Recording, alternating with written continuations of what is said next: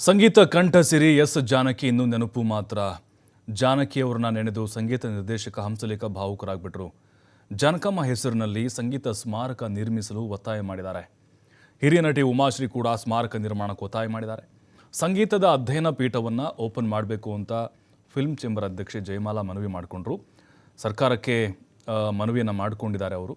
ಮೈಸೂರು ವಿವಿಯಲ್ಲಿ ಸಂಗೀತದ ಅಧ್ಯಯನ ಪೀಠವನ್ನು ತೆರೆಯಬೇಕು ಅಂತ ಒತ್ತಾಯವನ್ನು ಮಾಡಿದ್ದಾರೆ. ಅಂದರೆ ಸ್ಮಾರಕ ನಿರ್ಮಾಣ ಆಗಬೇಕು, ಸರ್ಕಾರ ಅದಕ್ಕೆ ಜಾಗ ಗುರುತು ಮಾಡಬೇಕು ಅಂತ. ಈಗ ನವೀನ್ ಅವ್ರು ಏನಿದ್ರಲ್ವ, ಅವ್ರನ್ನ ನೋಡಿಕೊಂಡಂಥವ್ರು ಕೇರ್ ಟೇಕರ್ ಏನಿದ್ದಾರೆ, ಅವರ 2 ಎಕರೆ ಜಮೀನಿದೆ ಅಂತೆ. ಅವ್ರು ಹೇಳಿದ್ದಾರೆ, ನಾವೇ ಕೊಡ್ತೀವಿ ಜಮೀನನ್ನು, ಇಲ್ಲೇ ಅವ್ರು ನಿರ್ಮಾಣ ಮಾಡಲಿ ಅಂತೇಳಿ. ಹಾಗಾಗಿ ಸರ್ಕಾರದಿಂದಲೂ ಕೂಡ ಉತ್ತಮ ಸ್ಪಂದನೆ ಸಿಕ್ಕಿದೆ. ಈಗ ಸಂಸ್ಕೃತಿಗೆ ಕೋಡು ಬರೆಸ್ಕೊಳ್ಳುವಂಥ ಒಂದು ಸಂದರ್ಭದಲ್ಲಿ ನಾವಿದ್ದೀವಿ. ಮೈಸೂರು ಅಂದರೆ ಒಂದು ಸಂಗೀತದ ಪರಂಪರೆಯ ಒಂದು ಸ್ಥಾನ. ಕರುನಾಡು ಅಂದರೆ ಹಾಡು ಮತ್ತು ಸಂಸ್ಕೃತಿಗೆ ಶ್ರೇಷ್ಠವಾದ ಜಾಗ.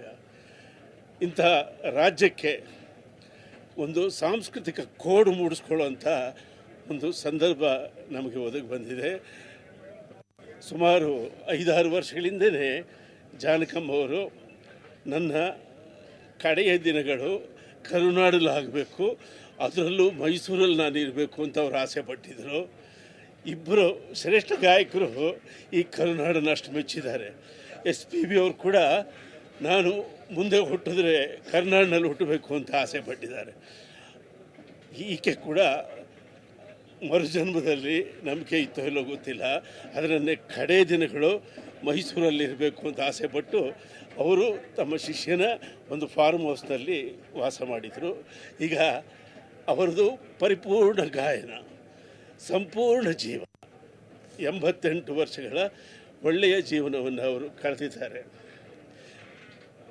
ನಾನು ಮೈಸೂರಿನ ಉಸ್ತುವಾರಿ ಸಚಿವರಾಗಿರ್ತಕ್ಕಂಥ ಯತೀಂದ್ರ ಸಿದ್ದರಾಮಯ್ಯನವರಿಗೆ ಈ ಮೂಲಕ ಒಂದು ಮನವಿ ಮಾಡ್ತೀನಿ. ಅವರು ಮಾತಿಲ್ಲ, ಜಾನಕಮ್ಮನವರು ಕೂಡ ದೈವಭಕ್ತೆ. ಸಂಗೀತಕ್ಕೆ ಸಕಲ ದೈವಗಳು ಮಾನ್ಯ, ಸಂಗೀತಕ್ಕೆ ಸಕಲ ದೈವಗಳು ಮಾನ್ಯ.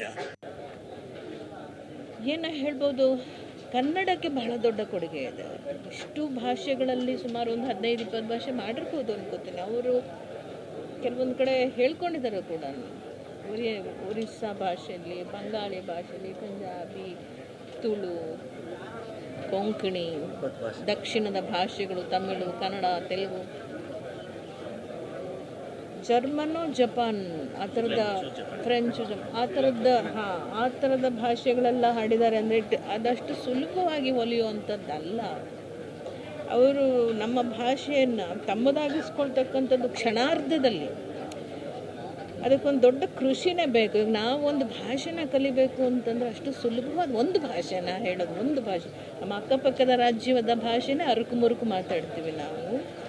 ಸಂಪೂರ್ಣವಾಗಿ ಕಲಿಬೇಕು, ಬರ್ಕೊಳ್ಬೇಕು, ಅದನ್ನು ಧ್ಯಾನ ಕೊಟ್ಟು ಅದನ್ನು ಗಮನಿಸಿ ಅಪಭ್ರಂಶವಾಗದೆ ಸ್ಫುಟವಾಗಿ ಹಾಡಬೇಕು ಅಂದರೆ ಅದು ಜಾನಕಿ ಅಮ್ಮವ್ರಿಗೆ ಮಾತ್ರ ಸಾಧ್ಯ ಆಯಿತು. ಅದು ಅವರೊಬ್ಬರೇ.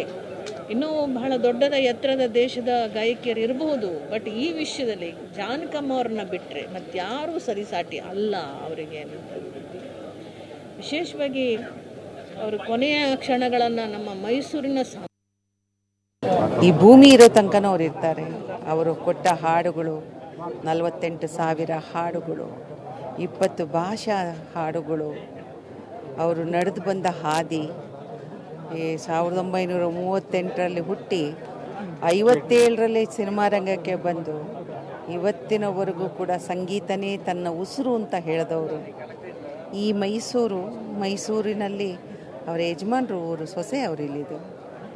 ಈ ಜಾಗದಲ್ಲೇ ನಾನು ಇರಬೇಕು ಅಂತ ಆಸೆಪಟ್ಟವರು. ನೋಡಿ, ಆಸೆಪಟ್ಟ ಹಾಗೆ ಇಲ್ಲೇ ಲೀನ ಆದರು. ನಮಗೆ ಇವತ್ತೇನಾದರೂ ನಮ್ಮನ್ನು ಜನ ಗುರುತಿಸ್ತಾರೆ ಅಂದರೆ ಜಾನಕಿಯವರ ಕೊಡುಗೆ ತುಂಬ ದೊಡ್ಡದಿದೆ ಅಲ್ವಾ. ಕಲಾವಿದರಿಗೆ ಜೀವ ತುಂಬಿ ಹಾಡುಗಳನ್ನು ಕೊಟ್ಟಿರ್ತಾರೆ. ಅವರ ಹಾಡಿನ ನೆನಪಿಸ್ಕೋತಾರೆ. ಬರೀ ನಮ್ಮ ಅಭಿನಯ ಮಾತ್ರ, ಹಾಲು ಜೇನು ಸೇರಿದ ಹಾಗೆ. ಅವ್ರ ಕೊಡುಗೆ ಇಲ್ಲದೆ ಹೋಗಿದ್ದಿದ್ರೆ, ಅವರಂಥ ಒಳ್ಳೆ ಹಾಡನ್ನು ಕೊಡದೆ ಹೋಗಿದ್ದಿದ್ರೆ ನಾವಿವತ್ತು ಇಷ್ಟು ಜನಪ್ರಿಯತೆಯನ್ನು ಪಡ್ಕೊಳ್ಳಿಕ್ಕೆ ಸಾಧ್ಯ ಇರಲಿಲ್ಲ. ಆ ಸಿನಿಮಾಗಳೆಲ್ಲ ಹಿಟ್